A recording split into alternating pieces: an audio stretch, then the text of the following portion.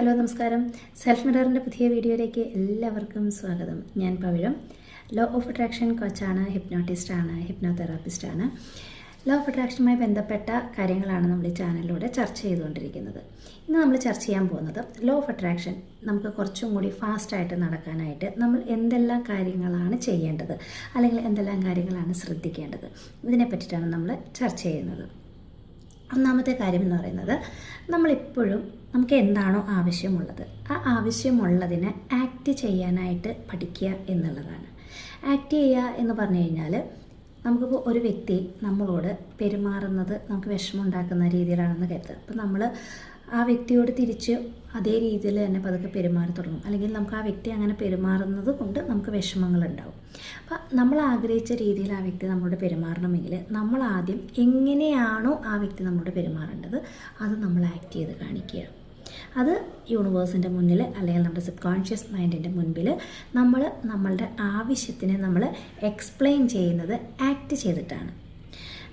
നമ്മൾ അവരോട് കൂടുതൽ സ്നേഹം കാണിക്കുക, നമുക്ക് കിട്ടണമെന്ന് ആഗ്രഹിച്ച ആ ഒരു കെയർ, ആ ഒരു അറ്റൻഷനൊക്കെ നമ്മളൊന്ന് ആക്ട് ചെയ്തിട്ട് കാണിക്കാൻ തുടങ്ങുക. അപ്പോൾ ഓട്ടോമാറ്റിക്കലി നമ്മുടെ ചുറ്റുമുള്ള, നമ്മൾ പ്രതീക്ഷിച്ച ആ ഒരു വ്യക്തി മാത്രമല്ല, നമ്മുടെ ചുറ്റുമുള്ള നമ്മൾ കമ്മ്യൂണിക്കേറ്റ് ചെയ്യുന്ന ആളുകളൊക്കെ തന്നെ നമ്മളോട് പതുക്കെ ആ ഒരു രീതിയിലിട്ട് പെരുമാറി തുടങ്ങും. പിന്നെ നമുക്ക് എന്തെങ്കിലും നേടാനുണ്ടെങ്കിൽ, നമുക്ക് ആഗ്രഹമുള്ള, ഇപ്പം സമ്പത്തായിക്കോട്ടെ അല്ലെങ്കിൽ ചില വസ്തുക്കളായിക്കോട്ടെ, അതൊക്കെ നമുക്ക് നേടാൻ ആഗ്രഹം ഉണ്ടെങ്കിൽ നമുക്കത് ലഭിക്കുന്നില്ലാത്തൊരു സിറ്റുവേഷനിലാണ് നമ്മൾ പോകുന്നതെങ്കിൽ, നമ്മളത് ലഭിച്ചു കഴിഞ്ഞ ആ ഒരു സിറ്റുവേഷനെ നമ്മൾ എപ്പോഴെങ്കിലും ഒക്കെ ക്രിയേറ്റ് ചെയ്യുക, നമ്മൾ ആക്ട് ചെയ്യുക.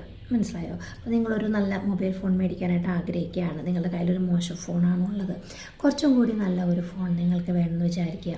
അപ്പോൾ നിങ്ങൾ എന്ത് ചെയ്യണം? നിങ്ങളുടെ കയ്യിൽ നിലവിൽ അങ്ങനെ ഒരു ഫോണുണ്ട് എന്ന് കരുതുക. എന്നിട്ട് ആ ഫോൺ നിങ്ങൾ ഉപയോഗിക്കുന്നത് പോലെ നിങ്ങൾ ആക്ട് ചെയ്യുക.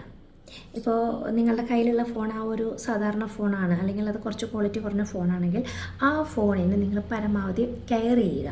ഇപ്പോൾ അത് മോശം ഫോണാണല്ലോ എന്ന് കരുതിയിട്ട് നിങ്ങൾ അതിന് വലിയ റെസ്പെക്റ്റ് ഒന്നും ഇല്ലാണ്ടായിരിക്കും അതിന് ഉപയോഗിക്കുന്നത്. പക്ഷേ അതിനെ നിങ്ങൾ വാല്യൂ ചെയ്യുക.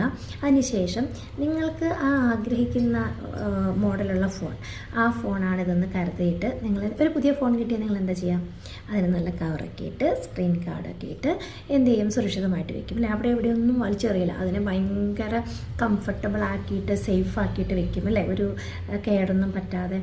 അതുപോലെ നിങ്ങൾ ആക്ട് ചെയ്യണം. നിങ്ങളുടെ പുതിയ ഫോണാണ്, അതിന് കംപ്ലൈൻ്റ് ഒന്നും പറ്റാതെ ആ രീതിയിൽ നോക്കുക. അത് നിങ്ങളൊരു കണ്ടിന്യൂസ്ലി നിങ്ങളങ്ങനെ ചെയ്യുക. ഓട്ടോമാറ്റിക്കലി നിങ്ങളിലേക്ക് പുതിയ ഫോൺ എത്തുന്നതായിരിക്കും.